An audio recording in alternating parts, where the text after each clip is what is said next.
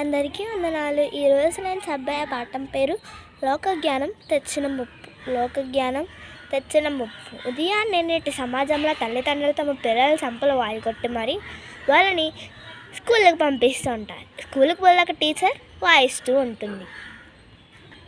చదువు రాకపోతే మా పిల్లలకి కొట్టైనా చదువు నేర్పించండి అని చెప్పి తల్లిదండ్రులు స్కూల్లో డబ్బులు కట్టి మరి వాళ్ళ పిల్లలను కొట్టిస్తూ ఉంటారు.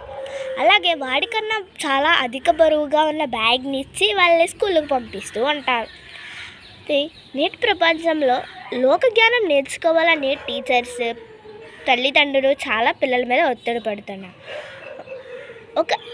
మనం దానికి ఉదాహరణ చూడగలిగితే ఒక ఇంజనీర్ లెటర్ రాసి ఉరేసుకుని చనిపోయారు.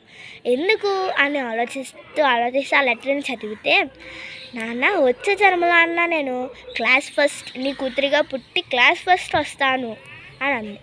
ఈ విషయాన్ని బట్టి, ఈ సంఘటన బట్టి మనం ఆలోచించగలిగితే వాళ్ళ తల్లిదండ్రులు, టీచర్లు కాలేజీల్లో ఎంత ఒత్తిడి పెట్టారు అన్నది మనకి క్లియర్గా అర్థమవుతుంది.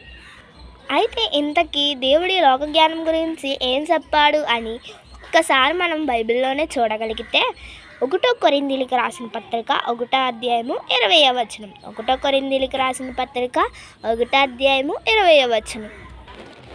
1 కొరింథీ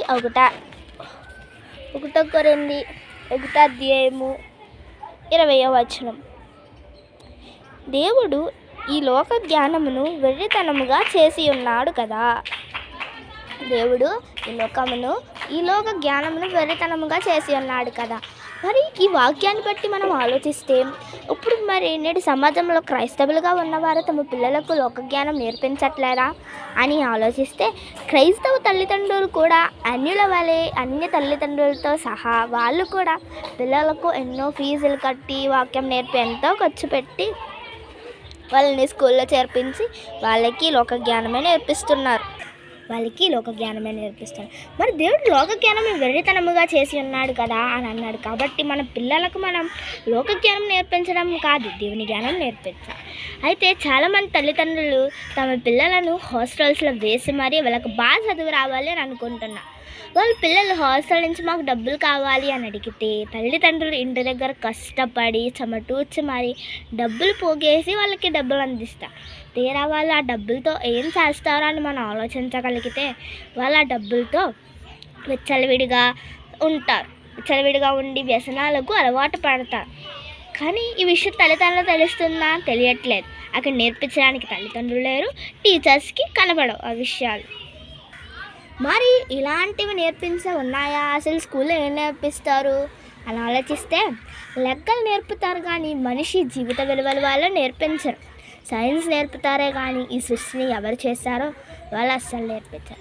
ఇలా నేర్పించే తల్లిదండ్రులు లేరు, టీచర్లు లేరు, అసలు అలాంటి విద్యా సంస్థలే లేవు. మరి ఎక్కడ నేర్చుకోవాలి అని అంటే, ఈ కాలంలో అవన్నీ తెలిసి పిల్లల్ని ఎలా పెంచాలో, దేవుని జ్ఞానంలో ఎలా పెంచాలో తెలిసిన వ్యక్తి ఒకే ఒక్కరు ఉన్నారు. ఆయనే శ్రీ జైశాలి పీడి సుందరరావు తాతయ్య గారు. ఇప్పుడు తల్లిదండ్రులు ఈ సమాజంలో తమ పిల్లలు ఒక డాక్టర్గా, యాక్టర్గా, న్యాయవాదిగా, టీచర్గా తయారవ్వాలని ఆలోచిస్తూ వాళ్ళ మీద ఎక్కువ ప్రెషర్ పెడుతూ ఉంటారు. అసలు వాళ్ళు అవ్వాల్సింది ఈ లోకంలో ఇలాంటివి అవ్వండి అని చెప్పి వాళ్ళ మీద ఒత్తిడి పెట్టడం కాదు. వాళ్ళ దేవుని తరపున వాదించే న్యాయాధిపతులుగా మనం వాళ్ళని చేయాలి. ఎలాగైతే జైశాలి తాతగారు ప్రసన్నబాబు డాడీ గారిని ఎలాగైతే దేవుని తరపున వాదించే న్యాయాధిపతిగా చేస్తున్నారో, మనం మన పిల్లల్ని అలా చేయాలి అని కోరుకుంటున్నాను. అదేవిధంగా మన పిల్లలను దైవ జ్ఞానంలో పెంచాలి, లోక జ్ఞానంలో కాదు. ఒకనాడు ఇశ్రాయేలీయులు అయితే తమ పిల్లల చేత అగ్నిగుండాలు దాటించాలి. మన నేటి తల్లిదండ్రులు ఏమి దానికన్నా తక్కువేం చేయట్లేదు. వాళ్ళ పిల్లలను దేవుని జ్ఞానంలో పెంచక నరకానికి వదిలేస్తున్నారు వాళ్ళ పిల్లల్ని. కాబట్టి దేవుడు ఆనాడు ఇశ్రాయేలీయులను తమ పిల్లలను అగ్నిగుండం దాటించాలని కోరుకోలేదు, విడిచిపెట్టలేదు వాళ్ళు.